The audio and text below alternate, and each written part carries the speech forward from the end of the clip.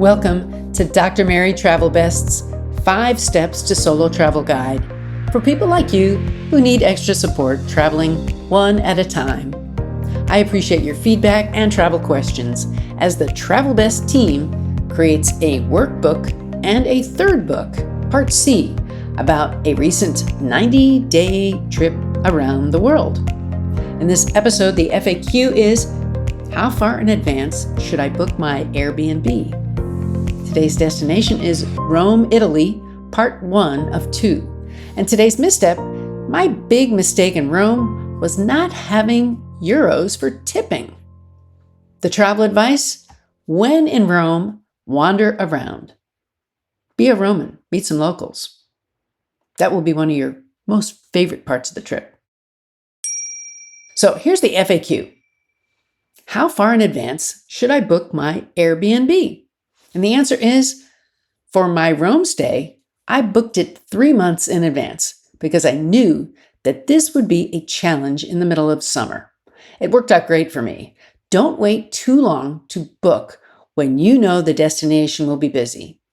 There are limited rooms, so you want to have the best pick at the price you want to pay. Other times, I have booked the day I wanted to stay, but that's not normal. That would be more like a hotel. Today's destination is Rome, Italy, part 1. What's your purpose in going to Rome? Is it to see religious relics? Is it to experience the colors and the culture of Italy? Is it your first or your 5th visit here? Either way, do it. It seemed that so many Americans had visited Italy, so I just had to see it myself. Growing up Catholic, I had always had a heart for the Pope and for all the church has done over the centuries. It was the center of more than just religion. It was everything. So visiting Rome, this was my first stop in Italy. I wanted to get the flavor of the history, especially coming from Istanbul, Turkey, and before that, Israel, where there were so many places of history to experience. If it's your first visit to Rome, you'll want to see everything. But my advice is to take it in pieces. See a few of the key landmarks, but make a plan to return and see more then. Don't try to see it all in a few days. The trains were a challenge from afar, booking a few weeks in advance and from on the road. But once I got to Italy, it became easier to book my tickets.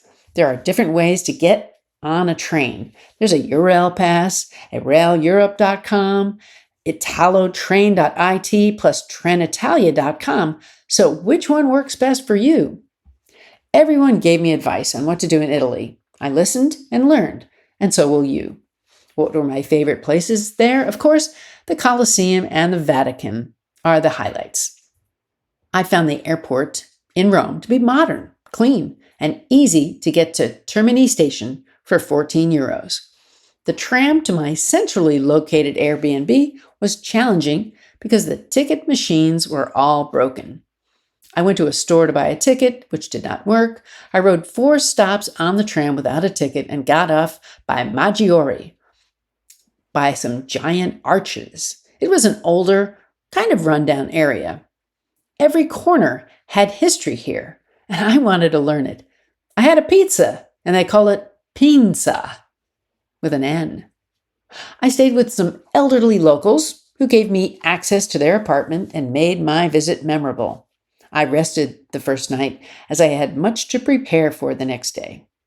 On the second day, I visited St. Peter's Square to see the Vatican museums and the Sistine Chapel. I could see the famous Pieta, the statue I had seen at the 1964 World's Fair in New York. My advice for you is to arrive early. I got there around 8 a.m., and it was nearly empty from crowds.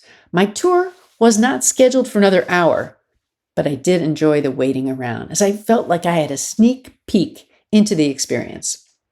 My tour guide, Fia, was excellent. She told many stories while the group waited in line to prepare for the security clearance. They said it took longer because of one of the security machines was broken. I think it had been broken for a long time. There was a holiness about Vatican City. The history of the popes, art, and lots of culture happen here. I climbed to the top of the dome, which had a fantastic city view. I would not recommend this to people who fear small spaces. There are several small sideways passages and about 600 steps up and down. What do you see in the Vatican Museum? Plenty. Tombs, mummies, Swiss guards, Michelangelo, you name it. The experience here was purposeful and worth a visit. So part 2 is coming up next. Give it a listen. And now for today's misstep. My big mistake in Rome was not having euros for tipping. I needed euros to spend on tips for tour guides and waitstaff, and I changed my $20 bill and only got 12 euros. That was not a good exchange rate, so I learned better. Get your euros before you arrive in a touristy area like Rome, or I could have tipped in dollars instead. And now for today's travel advice. When in Rome, wander around. That will be one of your favorite parts of the trip. And you can do that from every place you visit. Don't just follow the guide. Follow your interests. I want to bring meaning to your future travels. So sign up for the Dr.Travelbest newsletter. We can connect on my websites, Facebook page, group, Instagram, or TikTok. Find the 5 Steps to Solo Travel series on Amazon. Please support this podcast with a review. And thanks. What's on your travel bucket list? Tell the doctor and her team of women who travel the world seeking the very best. Dr. Travelbest, that is.